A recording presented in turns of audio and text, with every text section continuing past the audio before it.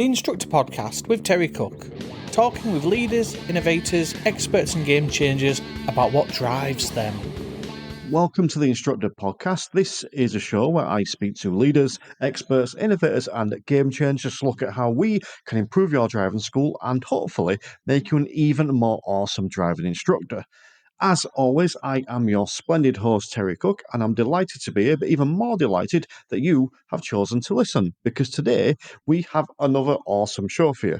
I am joined by Liz Box of the RAC Foundation, and we're talking about how instructors can better incorporate road safety into their lessons and, potentially around the social media as well. So we're talking about things like the GDE Matrix, and we're talking about Copilot, which is a new project from Liz and James Evans, and how that's applicable, how it could be applicable for driving instructors in the future. But we've also got a bonus for you at the end of this episode, because I recently released a premium exclusive with Lee Jowett based on the GDE Matrix. And it seemed to tie in really nicely with this episode. So I've taken a big chunk of that and included that as a bit of a bonus at the end of the episode. So make sure you hang about for that bonus treat at the end. But just before we dive in, I want to take a moment to ask you the big favour to make sure that you click subscribe and share. By subscribing, not only are you making sure this podcast drops straight into your feed whenever I release a new episode, but you're also helping me grow the show. So make sure you go and click subscribe. And if you're feeling in a particularly good mood, make sure you share this episode as well, whether that's on your WhatsApp groups or your local association, social media, wherever you want to do it. I would greatly appreciate it. But for now, let's get stuck into the show. And today on the Instructor Podcast, I am joined by the wonderful Liz Box. How are we doing, Liz? Oh, very good. Thanks, Terry. How are you? All the better for seeing your smiley face. I'm delighted to have you on the show because you were actually back on the first ever Meganar back in August of this year. And we got a lot of lovely feedback from you about your presentation, and I really enjoyed it. And we got a lot of people requesting that I get you back on the podcast properly to dive into, a couple of those topics a bit more. So first of all, thank you for being on the Meganar. And second of all, thank you for joining me today. Oh, you're very welcome. It's great to be here. I am going to kick off with the question I ask everyone that comes on this show, which is the tagline for the show is that I speak to experts, leaders, innovators, and game changers. So I'm just wondering which one or ones of those you fall into: expert, innovator, leader, game changer. Well, it's a nice list of options there, isn't it? So interesting question. So I guess with regards to road safety and young driver safety, I'd say I fall into the expert category. And I think that's probably because it's a big part of what you aim to become when you conduct a PhD in any particular subject. So you're kind of becoming one of those few people that understand a lot about one very small subject. So I guess that would be my answer. However, I would say with my work at the RAC Foundation and Copilot that being a game changer also comes into play a little bit. So at the RAC Foundation, we've been striving to inform and change the landscape in a number of different areas, most recently in the space about encouraging government to establish a road safety investigation branch. At Copilot, what we've recognised there is a gap in the current landscape for really evidence-based educational interventions that are renewed and iterated over time. So it's an exciting time to be involved in a real agile startup. And it's the opportunity, I suppose, to act as a bit of a disruptor to the sector. I like it, game changer. I'm always like it when someone says game changer. I think it's a good sign. I do want to talk a little bit more about Copilot later on, but I want to ask you initially about the RAC Foundation, because when I think of RAC, I think of, the breakdown recovery service. So can you just tell us a little bit more about the RAC Foundation and your role in it? Yeah, absolutely. And it's one of those things we do have to explain a lot to people because, as you say, most people go, oh, breakdown organisation. But the RAC Foundation, we're an independent charity. And we were established back in the 1990s. And in the late 1990s, we were established when the Royal Automobile Club essentially sold the RAC breakdown service. And they put aside a lump sum of money to carry on doing public policy and research work in the transport space. So we look at road safety, environment, economy, and mobility issues. We're quite a small charity. There's only 7 of us there, but my particular role is around research development. So that is commissioning research from academics or consultants, writing our own research in-house. And we also have a team of analysts to do a lot of number crunching and to really kind of understand what's happening in the transport space and how we can contribute a independent viewpoint. So I guess we see ourselves as a bit of a translator. So we sit between research and government policy, and we try and translate those research findings into something that people can readily pick up and use and in their own decision making.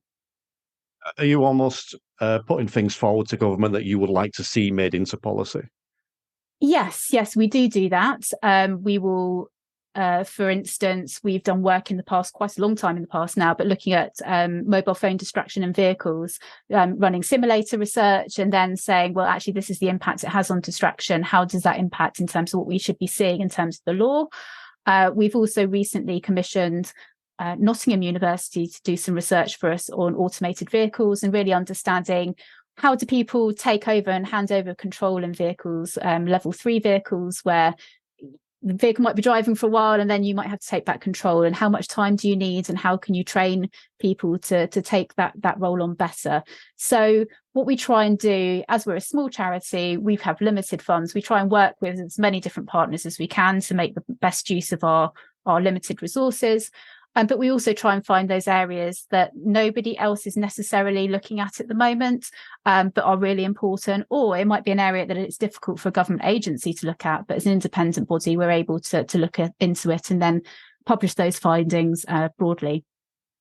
I don't want to go too far down this rabbit hole, but I can never say this word, the autonomous driving aspect. I'm just keen to ask you one question on that, because I was talking to my dad recently about specifically his cruise control, and he just went on this huge rant about anything technological in cars, and I did point out to him that Fred Flintstone probably had the same attitude when they told him he could stop using his feet to make the car go.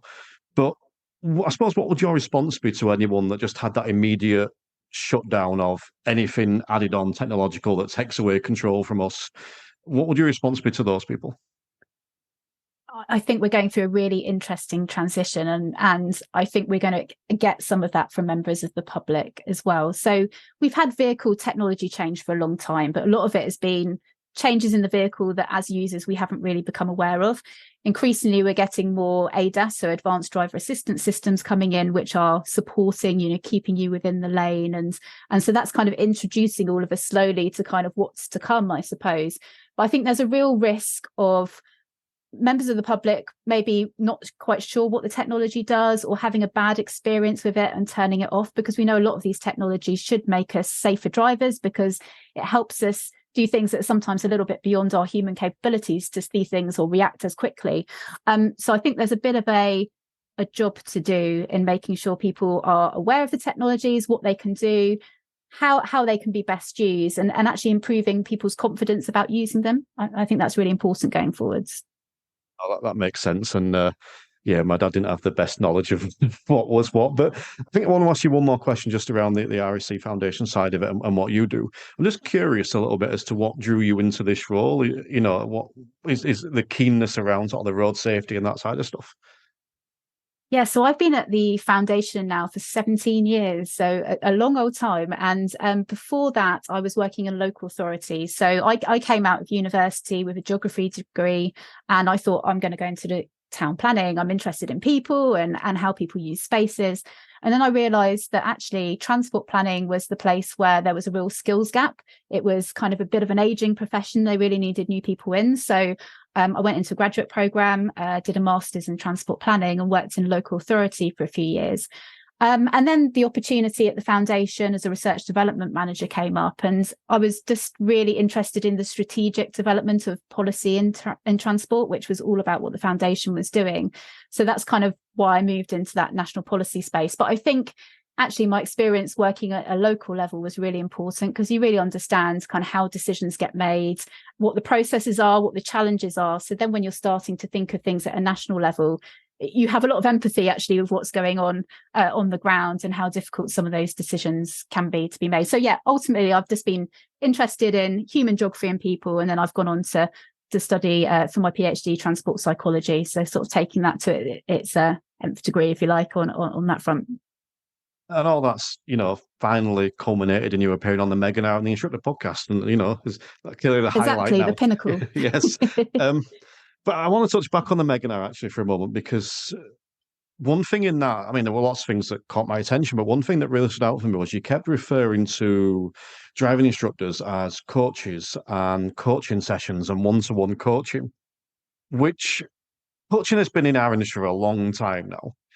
But there is still a lot of resistance towards it. There are still a lot of driving instructors that still have that, what I call like an 80s mindset of, get in my car and I'm going to tell you what to do and you will listen, rap the knuckles of a metal ruler sort of type thing. So I'm just wondering how you see that instructor's role. Is coaching important? Why is it important? Yeah, absolutely. And I think at the Meganar, I sort of built a lot of that content around, what is the instructor's vital role in all of this? And that was very much informed by some of the research I'd seen and the work I've been doing and different kind of models of kind of how we will act. Because I think often we tend to focus on if road safety, we tend to go, well, what's that individual personally doing? What's their personality? What's their attitudes? And of course, that influences their behaviours. But a lot of the research now is telling us it's even more important, particularly for young people, about the social environment that they're within, because they are making those decisions or they're encouraged or discouraged based on the people around them. So I think with driving instructors, you're the ones that are immediately the coach in the car on a regular basis for a reasonable period of time, so can actually have that important effect. So in the webinar, I talked about there being kind of 3 key areas that I could see being that really important role for instructors. So first, it's important to recognise that instructors are that independent, trusted advisor to the student, but also to parents and guardians. And I spoke about in the US, they have a graduated driver licensing there, which I'm sure all your listeners will be very well aware of. But what was interesting is as part of that process, they have often delivered interventions with parents, and when driving instructors actually delivered those interventions with parents, saying here's a parent-teen agreement that you can come to with your young person to agree what the first few months your solo driving experience is going to look like, it was much more effective when that was delivered by driving instructors than any other public agency, because the parents kind of saw them as trusted advisors about what was important. So I think that's important to bear in mind. Also, I think driving instructors can provide that support for developing cognitive skills. So we know that young people learn the manual process of learning to drive really, really very quickly, but it's the cognitive skills that takes longer. So that's hazard perception and kind of those thought processes. So I think as much as instructors can promote the development of these skills, the better, whether that's promoting them to when you're sitting in the passenger seat, can you do a bit of that hazard perception work? Can you use some more online tools? That's a really important focus. And then I think finally, instructors provide that teaching that's really difficult to get by other means.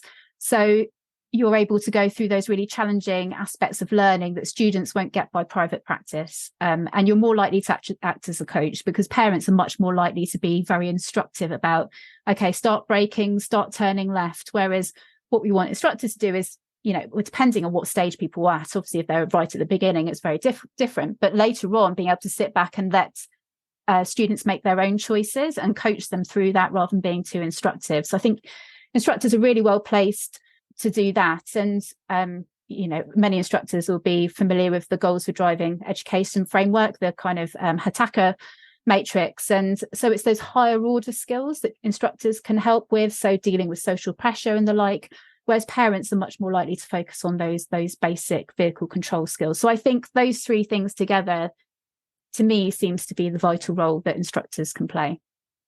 I think I had a conversation with a student recently. They'd asked me about mobile phones, and I was able to relay a bit of information I'd found out recently. So it was the 2 things we were mentioning was that using the the hands-free mobile phone is effectively the same as holding one, except you've obviously got both hands on the wheel, potentially using hands-free. And the other thing is that it affects you for up to 4 to 5 minutes afterwards. Now, that was a stat I didn't know, but I relayed that to the student, and they came back and said to me, well, does that mean I can't have a conversation with someone in the car, like their passenger? And that led to a really interesting conversation for us about, well, how are you going to manage that? And he's like, well, when I go around the roundabout, I'm going to tell them to shut up. Mm. And it was really interesting. So they kind of the things you're almost referring to a little bit, those conversations about what are Mhm. you going to do with this after your driving test?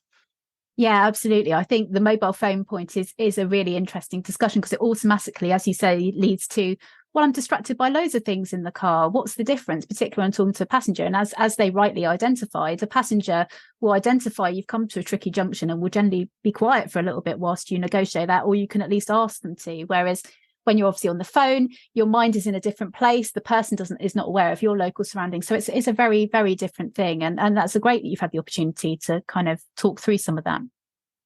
So all that is building up to post-test driving, in it, and I think that's the big thing. Do you think, from the work you do you think that across the board, so I'm talking government, I'm talking driving instructors, I'm talking parents, I'm talking drivers, do you think across the board there's too much focus on passing a driving test?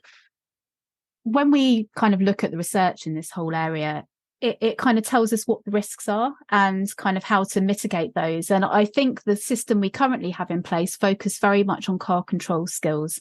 It focuses on, can you do those maneuvers? And of course, that's really important. But as we've already spoken about, young people learn those manual skills really quickly. Like as older people, if we'd have gone to start learning from scratch now, we'd find that so much more difficult than they can find it. So the real risks for young people is often post-test, once they've kind of physically learnt to drive a car. And, we don't have a licensing process in place at the moment that's phased in any way. The key risks for young people are their age and their experience. So if they don't have enough experience, that's problematic. The younger they are, the harder they're going to find it to manage their impulses. There's been a huge amount of work done over the last 20 years on brain development. So, and we know that the adult brain is not generally fully formed until 25. So young people have got developing brains, and that particularly affects their frontal lobe, which is responsible for that managing difficult situations. And they're just not really set up to do that at that stage. Obviously, there's individual variation, but that's kind of where we are. So it does sometimes feel like we don't really have the measures in place we need for the brains that young people actually have, rather than the ones that we kind of hope that they might have. So yeah, that is a bit problematic. You do. Let's say I give you a magic wand and you can make the changes that you want to get to where we want to be. What changes would you make across the board? Okay, so there's quite a lot of opportunity and options here, which is great. And one of the key things is there's a huge amount of research being done on this throughout the world. And I don't think we need any more research, actually. We just need to put some of these things in place. So let's talk about licensing. So graduated driver licensing components are important. So what we find is that means having sort of minimum learning periods for 12 months. And ideally, what you'd be wanting people to do is to get about 2 hours of practice every week over a 12-month period. They'd experience all of the different conditions. And that doesn't have to be paid for practice. It can be private practice as well, because we obviously need to think about the affordability of this. So, I think when I've spoken to young people in focus groups, they very much feel that, it's all down to the individual. Some individuals can learn in 12 months, some can learn in 6 weeks. And to a certain extent, they are sort of right, because some young people will be better at learning the physical control skills of driving than others. But the importance of getting all of that mileage under their belt, regardless if they've picked up the physical control skills quickly, because can they actually identify what other people are doing on the road? Can they see those latent hazards? So we know that younger drivers, when you put them into simulators, that when you look at their eye movements, that they're much more kind of in the center of the screen. They're not kind of looking far left, far right, using their mirrors as well as any other experienced driver. And they also might not identify that, okay, well, that's a delivery van. That might mean that there's a delivery man that might pop out from the side. They haven't had the experience. And also it's harder for them at their stage of development to do that. So I think that all leads to having some period of learning to drive that's consistent across that whole group. It needs a population-based approach. It's not just particular individuals we need to pick out here. And then the post-licensure, we know that when young people are in vehicles with their peers, they're 4 times more likely to be involved in a collision. So having passengers increases the risk exponentially immediately after passing the test, which is why graduated driver licensing typically says no passengers at night, because that's a sort of protective measure whilst they're developing their experience. So I would say given it's very unlikely that we're going to get any sort of licensing change in Great Britain anytime soon, whether we can start giving the message to students that those first few months after you've passed your test, you're still bedding in your skills and experience. Really, what it would be beneficial to do is only take one passenger during the day, and yourself as an individual, try not to drive really late at night, so after 12 o'clock, but don't drive with any passengers at night. And that kind of helps to sort of stage that experience and help them develop that experience they need to stay safe. So I think there's changes on licensure. And then there's other things that we can essentially ask of young people to consider and think about. I mean, I think immediately once you've passed your test, what vehicle are people driving in? We know that if you can have a vehicle that's under 10 years old, it's going to be more likely to have some of the safety equipment in it that's going to keep you the most safe as possible. Under 6 years old if possible, but obviously affordability concerns come on board here. But that message of getting the best vehicle you can for your budget that's available. And then having telematics insurance. I mean, often for young people, it's often not possible to get any other form of insurance anyway. So they're almost bounced into that market because it's so expensive to get other insurance. But the value of it is it almost provides that coach in the car after you've passed your test, once you haven't got your driving instructor or your friends or family or parent next to you, because it's monitoring what's your speed like, what's your harsh acceleration and braking like. And some of these systems, if they identify too many red flags, they will actually call the young person and have a brief intervention with a behavioural psychologist to talk through what behaviours they're displaying, how they can change them. So it kind of provides that monitoring really early on. And actually, I've always thought in a way can help young people themselves saying, oh, I can't do that. I've got the black box in the car. It's going to cost me a fortune or whatever. It kind of can be supportive as well. So licensure, but there's kind of things that we can do around that space if that's not possible at the moment. The black box thing, I didn't know that about the intervention with the phone call. I think that's brilliant if that's being done. But I want to ask you on that slightly because, like you said, then I can't do that because I've got my black box, and we see the stickers on cars, on the bumper stickers saying, "Yeah, I don't like doing this speed either, but I've got a black box," or whatever it is a bumper sticker says. So, do you think potentially there's that problem there that some people might get the black box and use that as, I just need to get this to get my insurance down, then when it's done, off I go?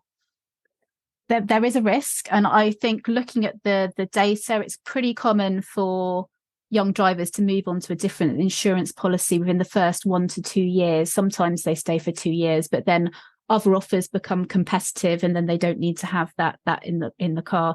So that is potentially a problem, but in a way you've kind of dealt with the most risky period. That sort of first 6 to 12 months on solo licensure is where the real risks lie whilst you're still getting older, 1, and 2, getting more experience. So overall, it's probably not too problematic that they move out at a 1 to 2 year point. Better to keep people for longer, but the kind of key value, I would say, has already been had. How much of the problem that young drivers face is dealing with other bad drivers on the road? And what I mean by that in particular is, I'm on the road every day as a driving instructor. I can be out 10, 12 hours sometimes, and I just see it all the time. And now I'm used to it. It's like I expect people to do stupid stuff, but a young driver or someone that just passed their test, as you mentioned, you use the word experience a lot there. They've maybe only got 30 to 60 hours worth of driving when they pass the test. They're not used to that. So how much of the bad driving of others actually impairs the new drivers? Yeah, that's a really interesting question, because we're often focusing on almost the deficits of the young driver in a lot of the research studies, rather than kind of looking about the deficits of everybody else and how that's affecting things. I suppose the way in which that's generally been dealt with is almost, this is why you need to have really good hazard perception awareness, because anything can happen on the road. You might well know the road, you might travel down it every day, but something different might happen in that environment. And can you see those cues of what's going to happen? Is it bin day? Is it likely to have the bin lorry around the corner that you're going to have to suddenly brake for because other people are overtaking? Or what potentially is happening? So you're right, there's a whole load of stuff that can happen, and that can be other road users, that can be a whole host of things, animals running out, whatever, on the road network. But what young drivers need to be able to do is to identify those hazards and react to them quickly. So, there's still an element of at that past stage, depending how long they've been driving for, which I think this is why it's important they get that 12 months of experience, because then they're going to be much less concerned about car control and they're probably doing it automatically at that stage. But if young people are passing after 3 months potentially, they're probably still, even though they can drive, they're probably still thinking about where their feet are. It's not automatic yet, and therefore they're going to find it much harder to kind of look out the window and actually see what's happening. So yeah, we have to prepare them for the reality of other road users and the things that they will do. Well, this is the conversations we can be having during lessons. We mentioned the phone, you mentioned the passengers, the nighttime driving, the dealing with other road users. It's all the conversations that we as instructors can be having. I'm going to have a slight mini rant, actually, because it was a couple of years ago, I had a student fail, pretty much leaving the driving test centre because they'd stopped slightly over the stop line at the traffic lights. It was actually going into the cycle box. So yeah, justifiable fail. They'd gone over the stop line halfway into the bike box. When we drove home, we saw 4 cars doing the same thing. And that's incredibly frustrating for that learner because they're learning. They just failed for this thing, but they know as soon as they pass, they could go and do it for 200 times in a row and never get pulled. So I'm just wondering, actually, in your research, is that anything you hear from learners and complaining about other road users, or is that not something you've come across? No, that's not something I've come across directly, but there has been quite a bit of research done on understanding how parental driving behaviour affects their children's behaviour. And as you would expect, it is correlated, and and not only how they drive, but kind of what decisions they might make about drink driving and the like. It's kind of very socially linked. So you're right to say that we can teach young people all of the skills and how they should be doing things properly, but immediately after they finish training, or even if they happen to have passed that test and they go out and see everybody else doing it, well, they're going to start following the social norm after a while in any case. So we shouldn't underestimate how important everyday life is to people. As you were saying, I find this in the education space where I've been working with my researchers. We often think, well, we're going to go in and we're going to give this really good intervention to these people, and after that I'm sure they're going to do all these great things. Well, the thing is, you've gone in once for an hour, and then immediately afterwards they've had a chat to their mates about something who's doing something different. They've gone out on the road and they've seen people doing something else, and we have to be realistic about how much influence we can have over the affect everybody else. So I suppose overall this points to the importance of those kind of high level public awareness campaigns that kind of starts to put the downward pressure on social norms so that more people are doing the right thing. So as you say, it then makes it a much easier environment for younger drivers to come into, because other people are doing what they should do and they're not feeling like, oh gosh, I've got to keep up with the speed of the traffic, even though the speed of the traffic is above the speed limit. That's not a great position at all for people to come into, and we need to put that downward pressure on everybody else. Yeah, I agree. And I think that, again, I go back to what I said before, we have those conversations, it's all going to build towards, but I feel that you're targeting the right group. We're targeting that young demographic, or, the new driver demographic, because I really am of the belief that if we can work on those guys and we can improve road safety or the standard of driving on the roads by 5% in this generation, then the next generation we improve it by 5%, and the next it's gradually going to increase. And it's almost, maybe this is wrong, but it's almost ignoring the current road user and saying, look, you're going to have to follow the laws. If you get pulled, you're getting done. We're putting our attention on these people, because I also feel like this generation, and I'm going slightly off topic, but I feel like this current youthful generation, sort of 17 to 25, is the most compassionate generation I've come across, is the most caring, is the most considerate. I know that when I've had some health issues over the past few years, the people that I've contacted and said, I can't do lessons this week, the younger they are, the more forgiving they've been. They've been, yeah, take your time, Terry, do what you need to do. The ones that I've been teaching are a bit older have been a bit more, not mean, but, less compassionate. So, yeah, is that something you can cope with? If we can just focus on this current generation coming through, that's only going to build for the better. Yeah, it's a really good idea. And I think given given the risks faced by this group, it's really important that we focus on this group and help keep themselves safe as well as others on the road safe that share the road with them. So that's really important. I think they were saying also that obviously with the changes in the highway code that happened last year, and obviously children at school have bikeability style training. And I think they were saying that actually it was really important, the sort of pester power of young people when they were saying to their parents, well, hold on, that's not what we were taught at school. And so that kind of learning can work from that way upwards as well, because they're much more likely to take on board those new things that are coming through and remember them. Whereas older people have, it was years ago since they took their driving test. There has been changes since then. Not many people sit up at night and read the highway code, maybe unless they work in the sector. But it's really hard to get those messages out. So, yeah, I agree. I think it's really important to focus on this generation and what they can do going forwards. And as I said, given what we know in the research about the role of parents, one day they're going to be parents and hopefully they'll be influencing their children in a positive way. I mean, I must admit, I mentioned my dad before, but I'm teaching my nephew at the minute. And quite often when I go around and see my dad, he's, oh, so you said this to Jack. Can I ask you about this? And he'll ask me about it. And then he'll come back a few weeks later and he'll say, I tried that thing you said, and that's working better. So yeah, it does work. You're right. I want to roll back a little bit though, because earlier on you mentioned the GDE Matrix, the goals for driver education, and I want to talk about instructors specifically for a second. I appreciate you may not be able to answer this directly, but I put a poll out recently on my Facebook page, and it was asking basically how familiar driving instructors are with the GDE Matrix. And 40% of instructors, now keep in mind, this isn't all 40,000 instructors, but it was a good number. 40% had either never heard of it or had heard of it, but had no idea what it was. And only 22% said they felt like they had a full knowledge understanding. So I'm just wondering, from someone in your position, looking at instructors that are saying that, does that concern you all, or? It is interesting to know that. I mean, what I would say is the GDE Matrix, that was published back in 2002, so over 20 years ago now. So I guess it's understandable if people haven't come across it. I don't know if it's included in current training, but I think when we look at some of these models, sometimes it can feel a bit theoretical maybe to people that are practically delivering. But I think that one actually, given we still refer to it and it is 20 years old, it has kind of stood the test of time.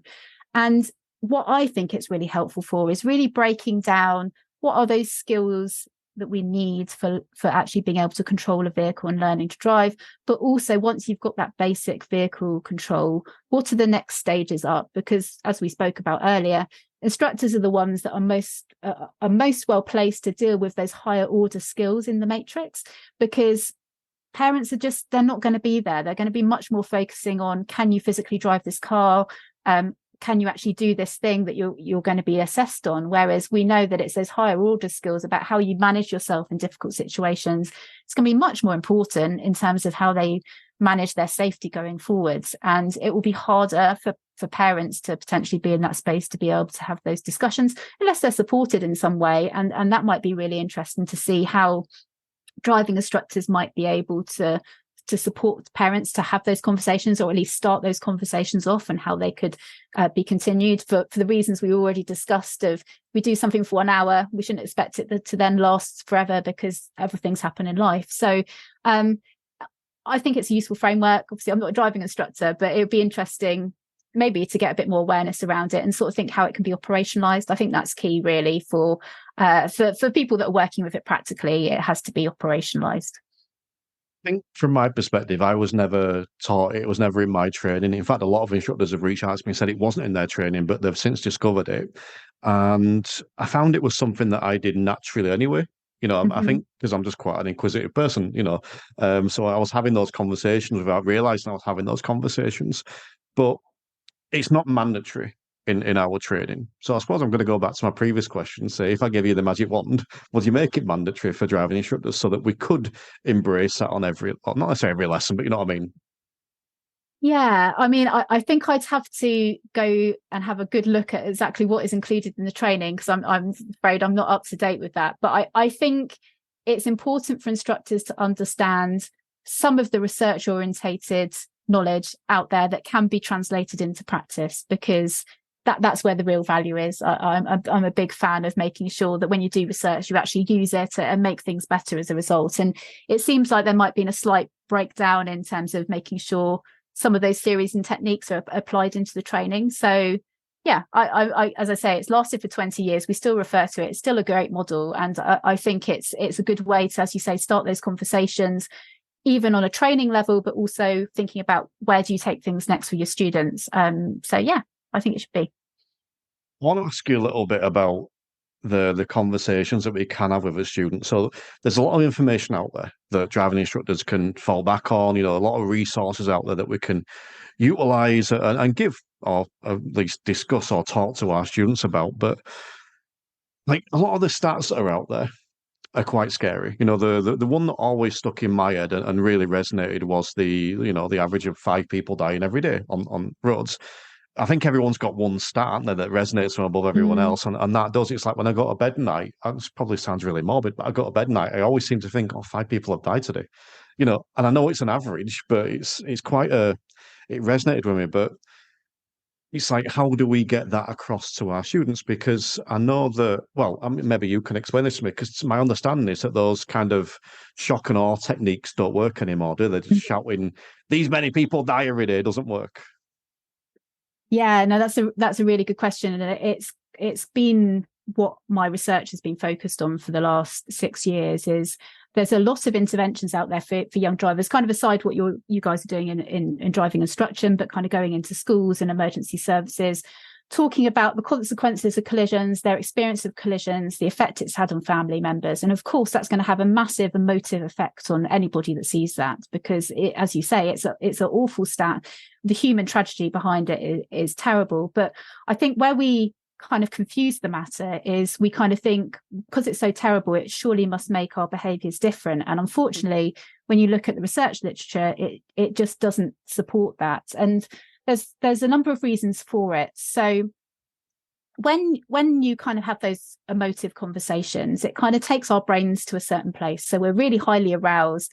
And actually they find that you're not able to process information in the same way when you're kind of really emotionally het up about something. If anybody's been feeling emotional about something, they always say, don't make a decision at this point, because it's just the mechanisms aren't in place. So the problem is when you use fear and threat appeal, it takes people away, and 2 things happen. Either people dissociate from the message because it's so awful and terrible, they can't process it anyway. And actually what we find a lot of young males do in particular is have what's called third person effects. So they'll say, well, this happens to other people, this does not happen to me.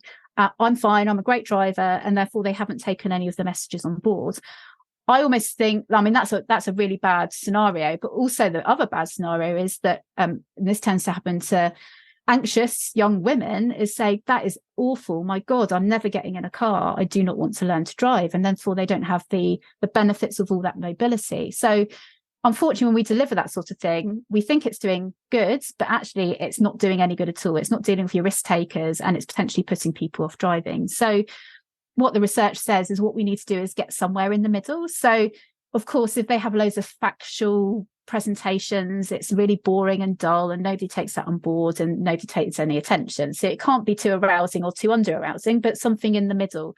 And kind of what the research is telling us is somewhere in the middle is kind of like positive reinforcement. So kind of discussions, social kind of engagement amongst your peer group, role playing, question and answer sessions, working out for yourself what is applicable to you. So, okay, this is an issue. What am I likely to find difficult in my own life? What particular journeys will I find it difficult to actually do that? I mean, speeding is a great example, because it's a really prevalent issue, and there's loads of reasons why people do it. Some people do it because they want that exhilaration of speeding, but a lot of people do it because they didn't mean to, they weren't paying attention, or they were in a hurry. And it's kind of like, well, what situations are you going to find yourself having that problem in?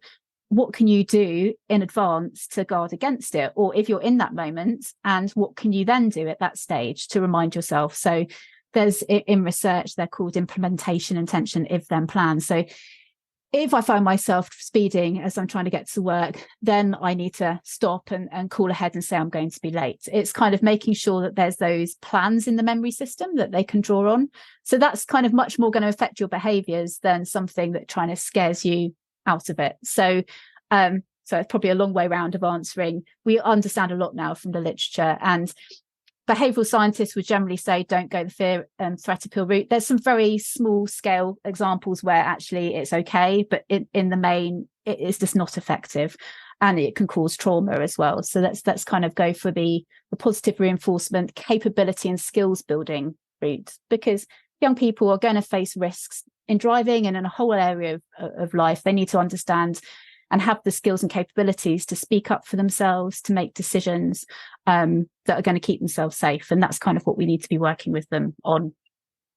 And just tying that in slightly, the things you've just discussed there is levels 3 and 4 of the GDE Matrix. So, Yes.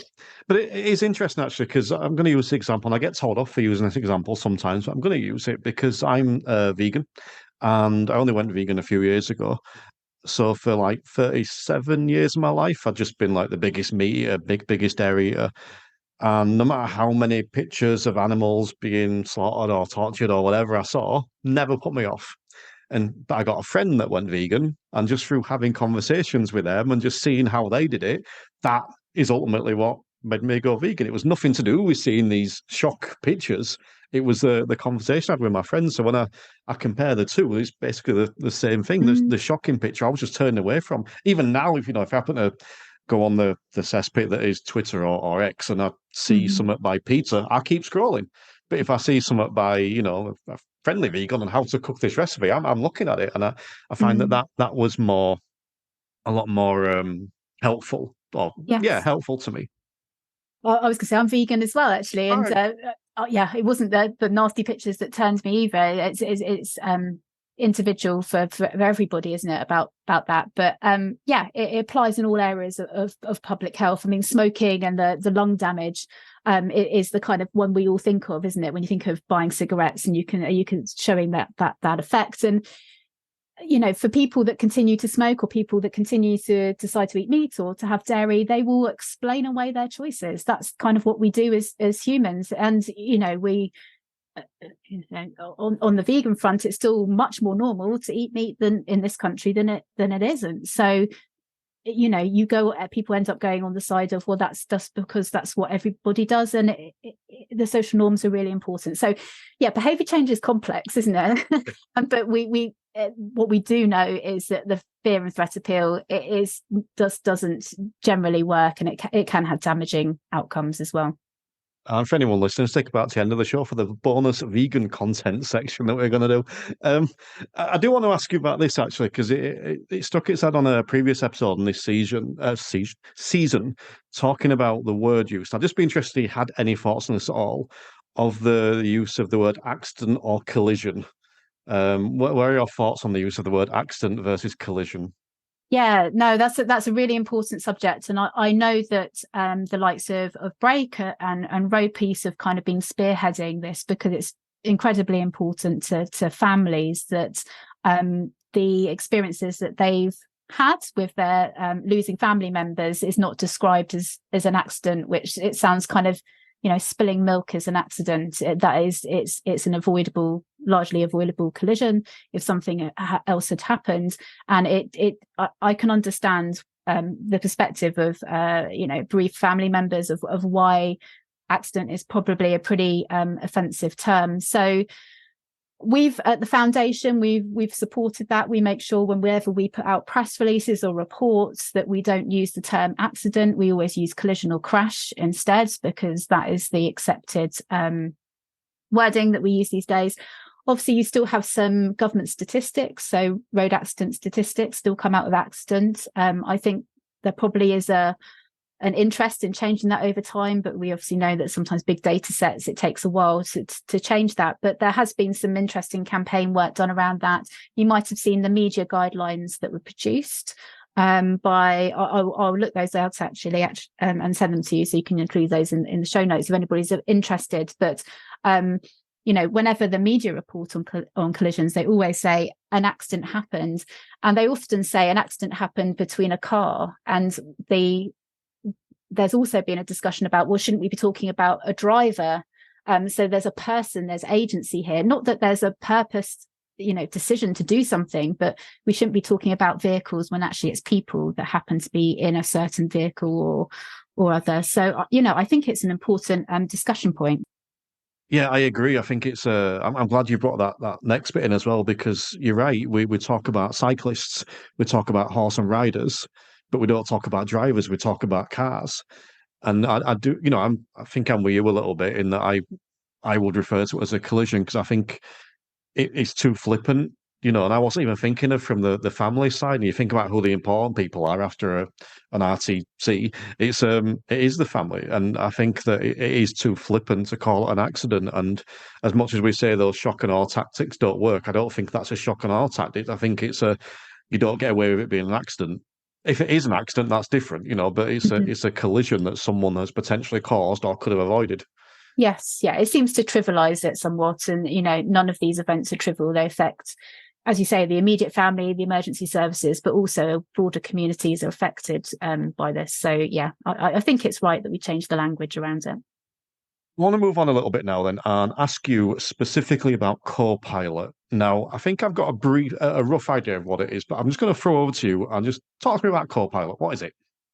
Okay, so Copilot is a startup in the road safety education space. So this was founded by James Evans, who I'm sure many of your listeners know, started First Car and is most recently involved with The Honest Truth. So Copilot was born out of James's view that the existing kind of boom and bust of content creation is not really kind of fit for purpose. So traditionally, what we find is organisations or bodies will fund the development of some educational resources. They'll be deployed, and then their value is sort of depreciated over time. So the funding from any one organisation is also often quite small, and it's difficult to do, really great things with a very, very small pot of money, and also to evaluate them and design them correctly.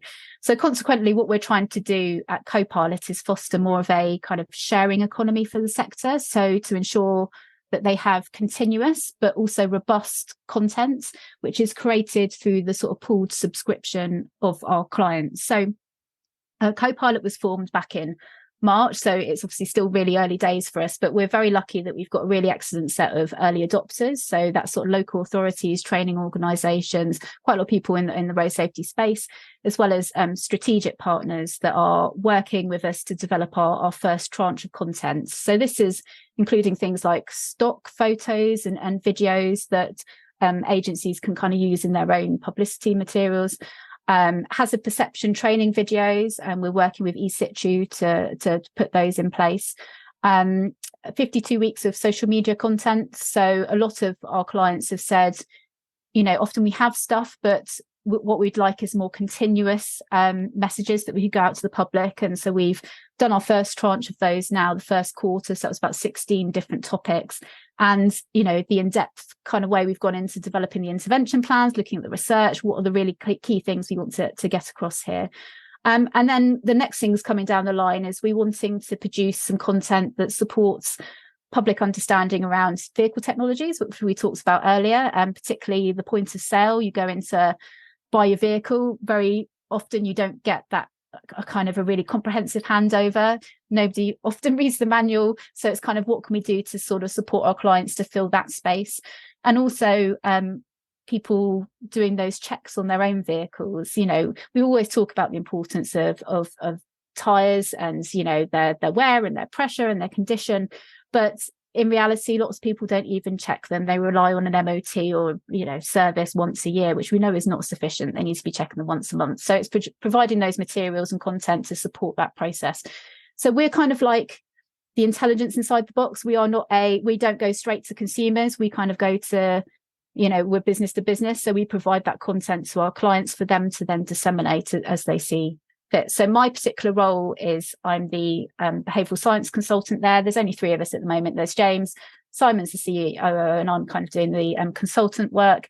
And, what I aim to do is making sure we have really robust evidence-based rationale for what we do. And, that involves developing those intervention plans grounded in sort of behavioural science and the research literature. I guess you're probably interested in whether there's potential for instructors here. So, as I say, we're early days, but there's certainly some content in there that we think would be interesting for instructors. We've talked about hazard perception. Well, these hazard perception clips that could be really useful if you wanted to use those with your students. There's also the sort of social posts, and as you say, there could be more that instructors could do on that front. So yeah, we'd be really keen for instructors to make use of the resources once there's enough in there, I think, for instructors to make good use of, because as I say, we're still building that library at the moment. And I think we'd need to find a subscription method that kind of worked for the sector. But yeah, I've no doubt that there'll be some really useful things in there for instructors, certainly over the next year. And I'll definitely have a good chat with James about it to see what we might be able to do there. Well, I mean, look, I've had a little nosy around it. I saw some of the social images that I think you released recently. I like the look of them. The one in particular, I think it was like of a cyclist, and half of the screen is light and half is it's sort of when it's getting darker. I thought that was quite striking, actually. Yeah, so there's some good stuff there. I think my take on this is that it would probably actually be pretty good for driving schools, like multi-car schools. I don't think in terms of a cost, it's probably viable for an independent instructor, but I think that multi-car schools will be worth looking into, definitely. I am also going to go my high horse for a second, because I've preached about this before, that there will be instructors that listen to this, and there will be instructors, well, definitely instructors that don't listen to this, that take the approach of, what difference can I make if I post this one thing on social media? Well, probably not an awful lot, but you might affect one person, and that one person can save someone's life potentially. But what difference would 40,000 driving instructors make? Quite a big difference, in my opinion. And you never know, you might get lucky. I had a post recently go viral about when someone throws a tantrum behind you when they're doing 20 miles an hour in a 20 zone. That went viral. Unfortunately, it got hijacked by the speed limit change in Wales and got made into a discussion about that. But I did have people message me and say, actually, I've not thought of it this way before. Thank you. So those, they can make a difference to road safety. And I think that as instructors, we need to do more. So, yeah, I'm looking forward to seeing the future of Copilot. And if there's anything I can do to assist with that, feel free to let me know. Oh, that's great. Thanks. But that's interesting, the point you made about kind of how do we use this stuff, because you're right, we don't often lack information or resources in the sector, but it can be difficult for instructors, I imagine, to know how to use it, how to sift through what's out there, what's best, and given the limited time they have with students, what's best to use. I guess what I'd say from a behavioural perspective is, one of the first things to say is information alone has not been linked to behaviour change. So I often think of information as being that important prerequisite to a valuable conversation. We all need background information to inform our attitudes and opinions, but information on its own is not going to cut it. And I think some of the things we've discussed today actually kind of proves that case in a bit, doesn't it? So I'd say that instructors are probably really well placed to take some of the information and turn that into some active learning discussion. So this could be Q&As, test knowledge, talking about hypothetical scenarios, problem solving exercises, encouraging some sort of reflection on the student as well. So I think it's important that the students can then take the information provided and think about how does it apply to them. And we've kind of talked about those developing those plans and kind of what's relevant. So yeah, I think it's important to make use of the best information out there and turn it into a valuable learning experience. And instructors are really well placed to do that. And just to put a little bit more personal evidence behind that as well, when I put the post up for this podcast or any podcast, and I say this podcast had to, obviously it gets some traction and it gets a little bit of, might be a couple of people comment, a couple of people like, a couple of people share.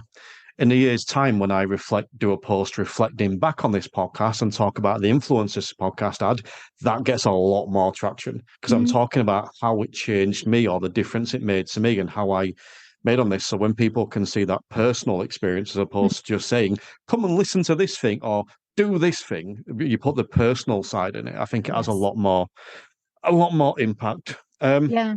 And I think on that point that it's like we were talking about the effect of fear and threat appeals earlier and how that doesn't tend to work. But the kind of the good parts of that is the personal element. So it's And I think a lot of teachers have come back with the stuff that I've delivered and kind of gone, we kind of feel like sometimes we're missing that personal element, and that's great. We can still have those personal experiences, but they don't have to be death consequences. They can be other experiences that people have had that are actually much more day to day, that people are much more likely to relate to and experience, and will probably experience themselves next week. And how you can bring that into the discussion, I think, is really important, because as you say, we all relate as people, don't we? And rather than to facts, we want to relate to stories, and that's important. Is there anything else you want to touch on today?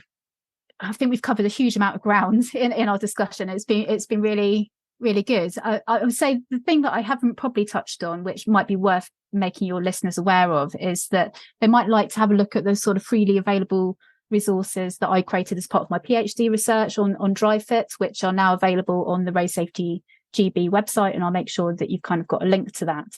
And so what's on there is films, but there's also kind of workbooks that kind of look at those implementation intentions. Like, it's really helpful to give students sheets to say what relates to you, and here's some examples, so that they can sort of pull, rather than making them completely up themselves, they've got something to pull from. So that might be relevant for some of the discussions. I'm also really delighted that the Drive Fit programme has recently been awarded a Prince Michael International Road Safety Award for the work, which is fantastic, because it kind of helps to raise the profile of the programme, show that the resource is there, and it's been really great to have some international interest in that as well since. So that's really good.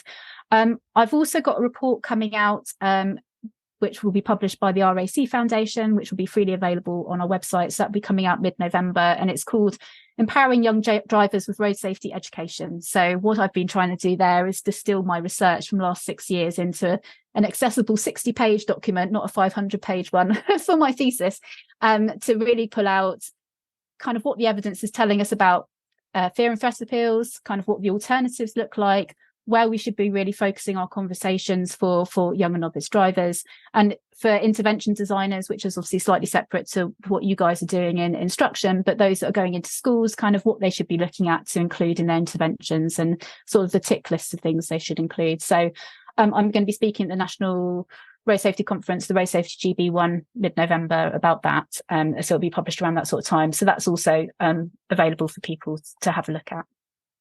Loads of stuff, which is always good. All right, so I'm going to finish up asking you the question that I'm asking everyone that comes on the podcast this year.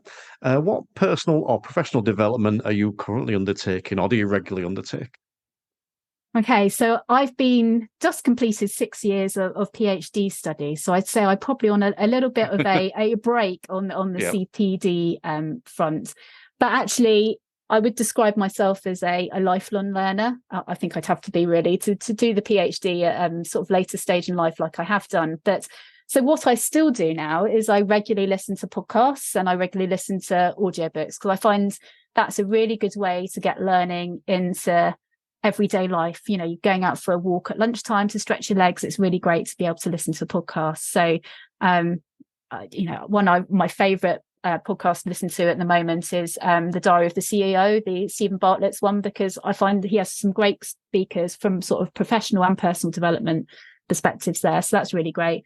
And one of the books I've listened to recently, and I'd say one that's kind of really stuck with me, which people might find interesting, is one called Rebel Ideas by Matthew Syed, which was all about the importance of ensuring that we're not just listening to ourselves and people like us, but incorporating diverse perspectives in the decisions we make, and that we're not just working in echo chambers around us. And, you know, I think in the digital age, it's so easy just to talk to people like yourself, and it's really important to kind of broaden that perspective. And they've got some really great kind of case studies in there about when it's worked and when it hasn't, and what the consequences have been. So that was quite an interesting book, I thought. And when you say the Diary of a CEO is the best podcast, I'm presuming second best. Oh, yeah. Of course, second best. There we go. Actually, I've just listened to his new book. I think it's 33 Life Lessons. That was really good. That was really interesting as well. Okay, so what question would you want to ask driving instructors? I'm going to put this up in Spotify, so driving instructors that listen over there can answer directly on Spotify. But what question do you have for driving instructors? So I think my question to driving instructors, I'm not completely sure how you'd word this at the moment, but what I'd be interested to know, based on the research and all that we've talked about, is how much pressure are they getting from students to pass quickly? because we know the importance of being able to get all of that experience under your belt, the experience in different conditions and different weathers. And I just wonder how hard that is for instructors to push back against, whether it's the student or the parent kind of wanting to pass in the next 6 weeks. And so if you could find a great way of writing that up as a question, I'd be really interested to kind of see what pressures they're under, because then to me that indicates that it's more important that we get legislation change and changes to the licensing that can support driving instructors to get their students to be doing the practice that they need. It's all very well us saying, well, this is best practice, let's try and promote it. But if there's so much pressure, it's really hard for people to deliver. So I'd like to understand the pressures they're under. That would be great. I think the way you phrased it initially was perfect. And just my take on that is I find him more often the pressure is coming from the pupil's parents, not the pupil. Mm-hmm. The pupil's happy whether they're paying or the parents are paying. It's irrelevant. They're happy just to come along and learn. They're actually often really keen to drive safe. I had a question recently, which was, if there was no driving test, what would I do as a job? I'm like, 99% of my students would still want lessons because they don't care about the test. I've actually got a really good core group of students. It's the parents I often find that are the issue. But I will put that up and I will relay the results to you. Great, thank you. Do you want to just remind people where they can find you if they want to find any more about you or the RAC Foundation? Yeah, so, I mean, if anybody wanted to reach out, you can contact me at the RAC Foundation. So if you go onto the website, or contact us, my email address is there. So please feel free to get in touch. I also offer behavioural science and research services through my own consultancy, which is ECM Research Solutions. So people are welcome to get in touch that route as well. I'm also reasonably active on LinkedIn. So if anybody wanted to connect there, it'd be great to be in touch. Awesome. All that stuff will be in the show notes. Last final question, but possibly the most important question of the day. Have you tried Tesco's vegan jalapeno burgers? No, but that sounds like a great recommendation. Thank you. Always looking for them. The best burger I've ever had, includes prior to being vegan. But no, thank you for joining us today. It's been an absolute pleasure. Thanks, Terry. So big thank you to Liz Box. Really interesting episode. Really enjoyed hearing her talk about the importance of coaching for instructors and those conversations and looking at post-test driving and the GDE Matrix and all that kind of stuff. The stuff that sometimes we overlook as instructors. So I think it was fascinating getting all sort of the outside perspective on that. As I mentioned, all the links and everything for all this stuff is in the show notes or on the website, theinstructorpodcast.com. You can check out the blog over there. Now, in a minute, I've got the bonus content for you that I mentioned with Lee Jowett, where we recorded the episode of the GDE Matrix. Just before we get stuck into that, I want to tell you about something that's upcoming next year for the Instructor Podcast, which is driving instructors for road safety. So at the minute, I'm working behind the scenes on developing some more content for instructors, how we can utilize some of this road safety content that's out there, utilize it in our social media, utilize it in lessons, how better to translate all this information that's available and actually use it rather than just being there and not necessarily knowing how to use it. So there is stuff going on in the background. Make sure you're keeping your eye out for driving instructors for road safety. But as I mentioned, we've got this bonus piece of content for your nice little treat with Lee Jowett talking about the GDE Matrix. If you enjoy this and you want any more of the Instructor Podcast premium content, head over to www.theinstructorpodcast.com. Over there, you can find more details, you can find links to sign up, and you can sign up for as little as £10 a month or take advantage of a week's free trial. Alternatively, if you've got any specific questions, and you can find me on Facebook, on social media, or again, go to the website, www.theinstructorpodcast.com, and you can find loads of links over there. So thank you guys for listening. I really do appreciate it. And remember, let's just keep raising standards.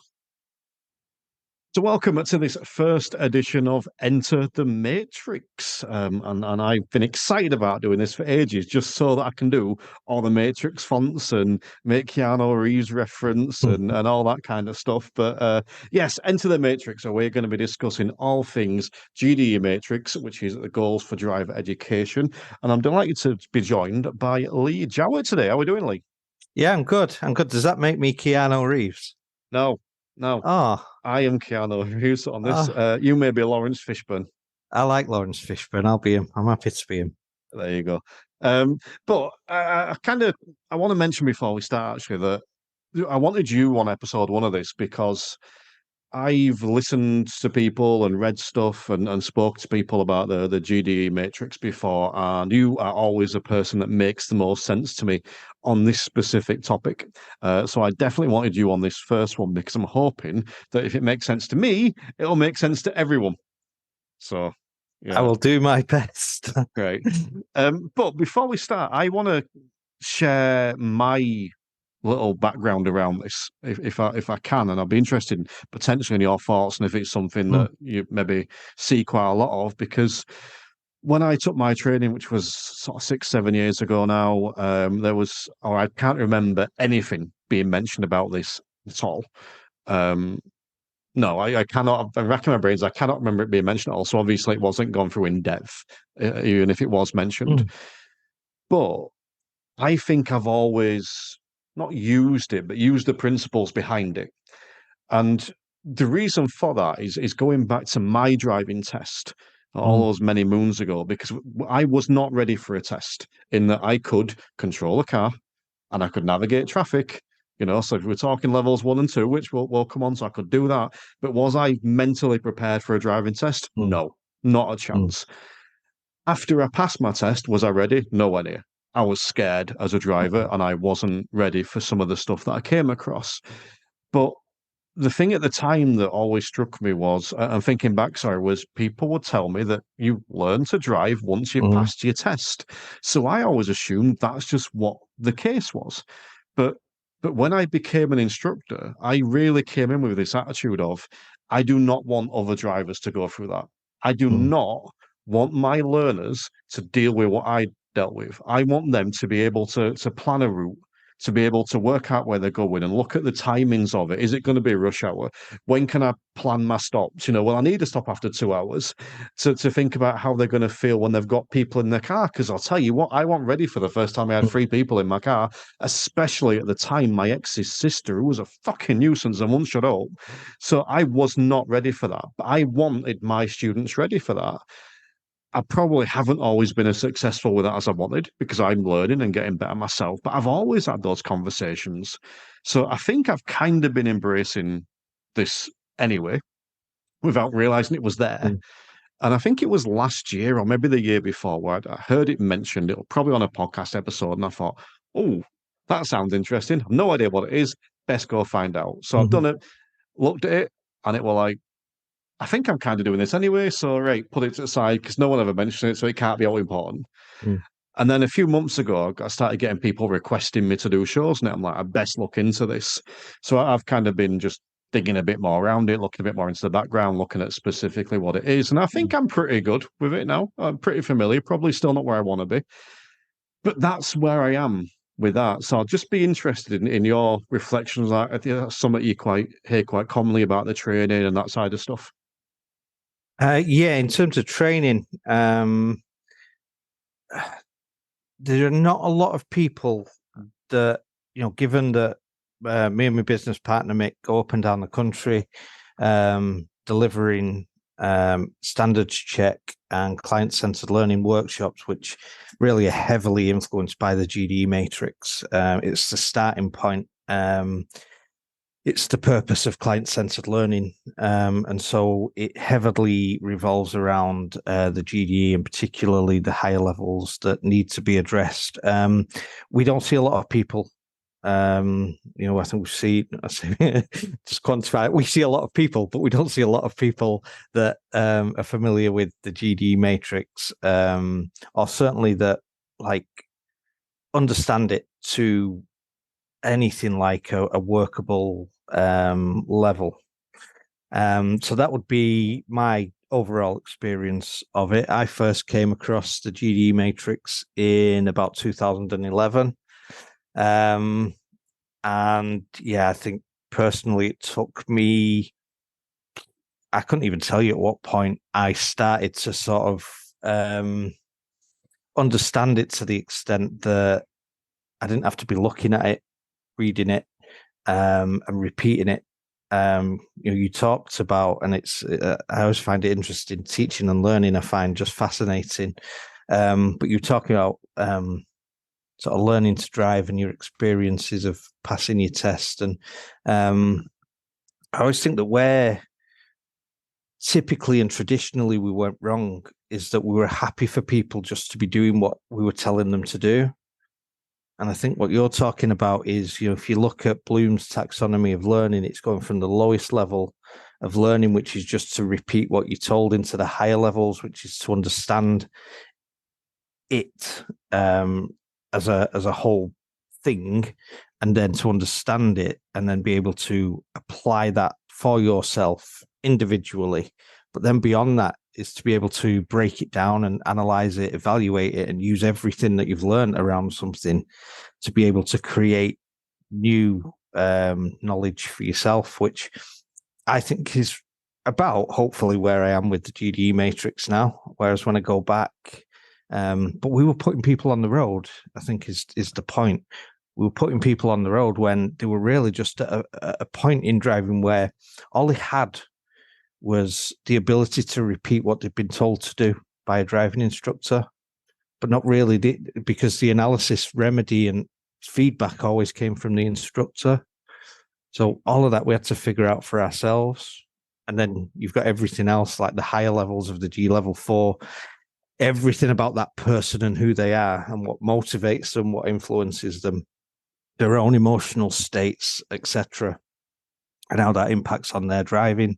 And then you've got beyond that and lower than that, the third level, you talked about having passengers in your car. That changes the context of that particular journey, and that impacts on the person. And then it all feeds its way down into the lower two levels. So I think that's it. It's fascinating for me. Again, going back to my test and my learning side of it, I think a good example would be sort of motorway driving, if you like, because I had 1 hour lessons. So I had no experience in knowing what it was like to take a journey 3 or 4 hours long, being in the driver's seat. I can remember doing a motorway lesson. It was part of my Pass Plus. And I think that was a 2 hour lesson, but only 45 minutes it was on the motorway. So I might have had the skills to get up to 70 and maintain a car at 70 and, change lanes or whatever, but I had no experience in managing fatigue of driving and or whatever else that, comes up in that situation. And is that kind of thing you're talking about, that idea of, we'll teach you to do the bare minimum. I'm going to steal a Chris Benson phrase again, minimum standards. We'll teach you to do the bare minimum, but you're now got to go and take that and learn to drive by yourself with all these other external factors. Yeah, and it is, because you're absolutely right. It's external factors, internal factors, external factors, external from what we were taught, what we were. Motorway lessons, I would probably suggest, were really focused on controlling the vehicle at speed, controlling the braking at speed, MS-PSL routines and how they're impacted at higher speeds, navigating on those types of carriageways, risk increasing factors like following distances, like looking and not seeing, like reduced visibility, etc., and how to evaluate those, or being given the evaluation of those from a driving instructor. And that's all well and good, because rationally speaking, if we were being programmed as robots, that'd work. But what about when someone cuts me up and I get angry? How does that impact on me driving? What about the fact that I've very, personally, I have very, very low levels of concentration. I just drift off. I really struggle with the monotony of motorway driving. I've had to learn myself what works for me and what doesn't. What really doesn't work for me really is anything motorway-wise over an hour. Doesn't work for me. I mean, I'll have to do it sometimes, but it really doesn't work. In April, we were in Kempton, delivering for the ADI and JC at their expo. Mick drove down in the morning in one go. I had to go in the evening and break it into two, because I'm sorry, that just won't work for me. It just wouldn't be safe for me. So, but they're things that I've had to figure out for myself. And I mean, there are things that I would have had to have worked out for myself anyway, because somebody can't give you the coping strategies for yourself. You have to find them yourself. But nobody raised my awareness of that. Nobody included any of that in my training.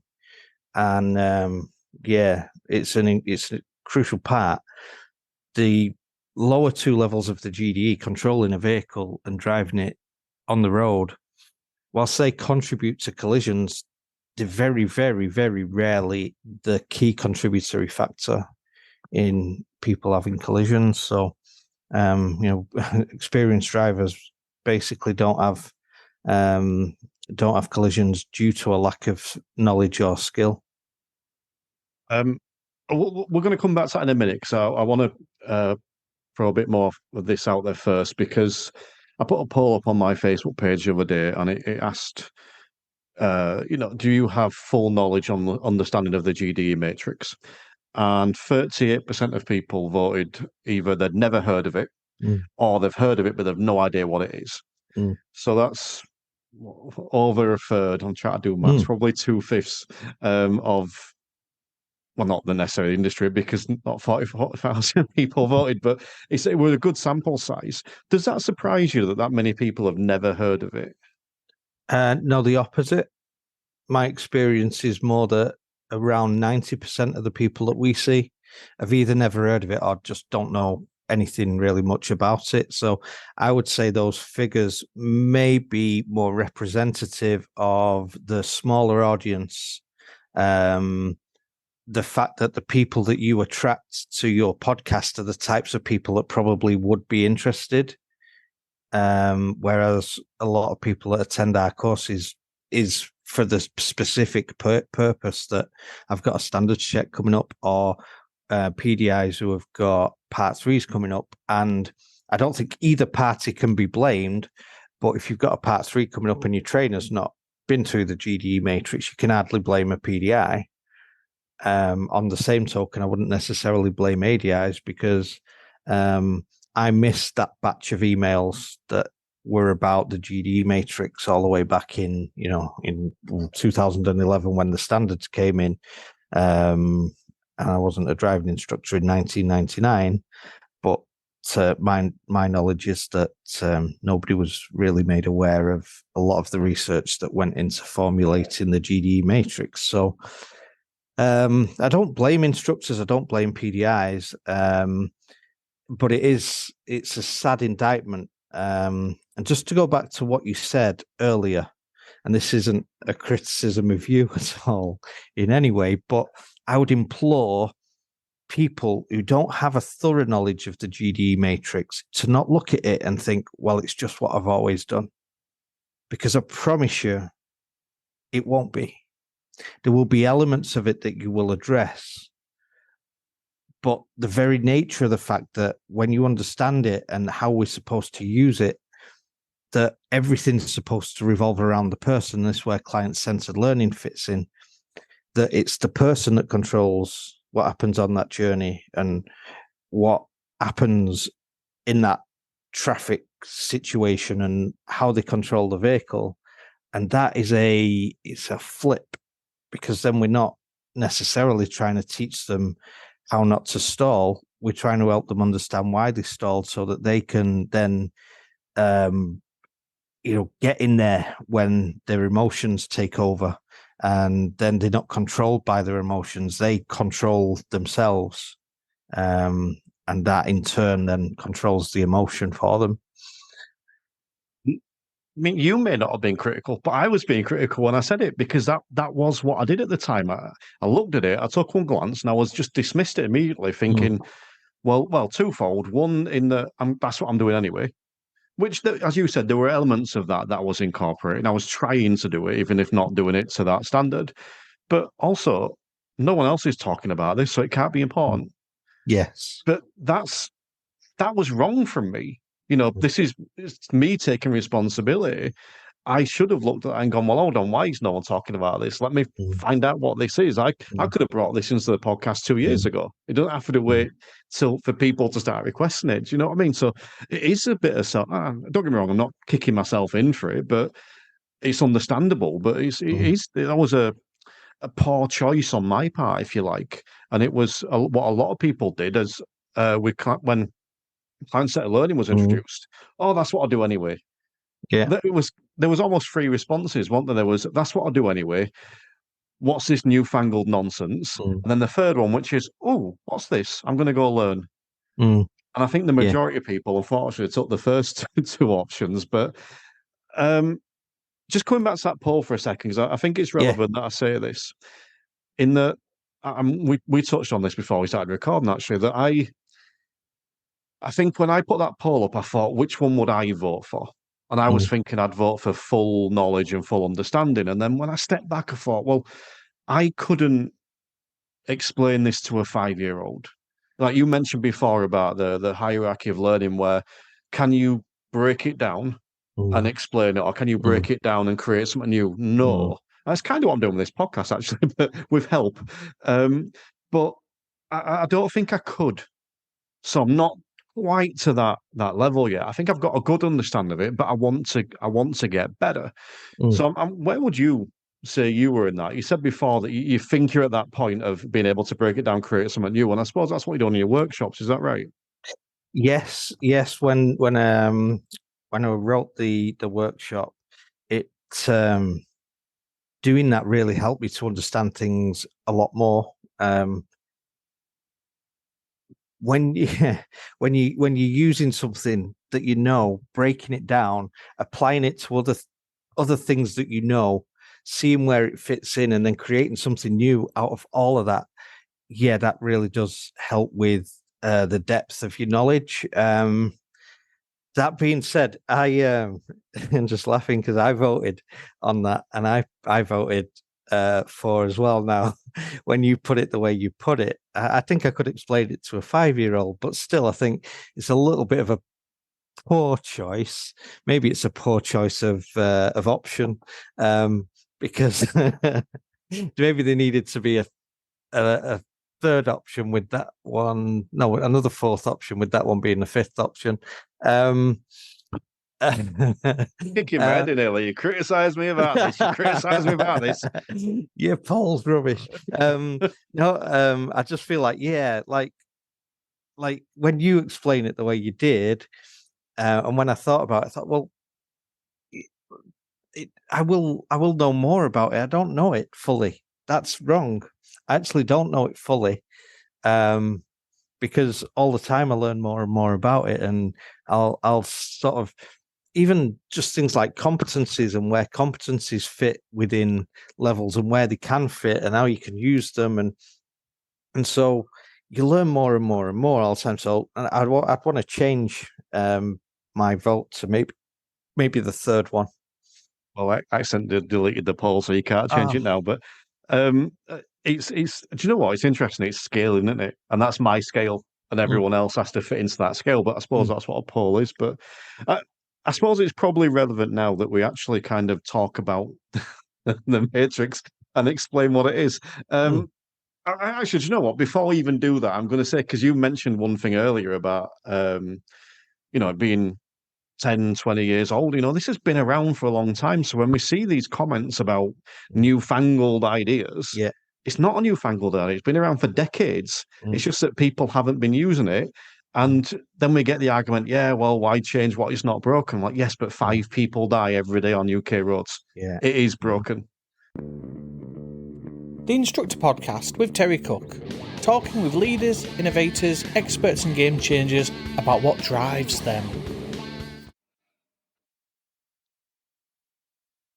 So because you're a super duper listener that's listened all the way to the end, all the way through the show, past the closing music and all that kind of fun stuff, I'm going to tell you a little secret. Well, it's not that much of a secret. I've said it before, but I'm going to say it again because it's amusing. Did you know that in my driving test, I got in the wrong car? Yes, that's a true story. Did you also know that on my first ever part 3, I introduced myself to the examiner as Julie.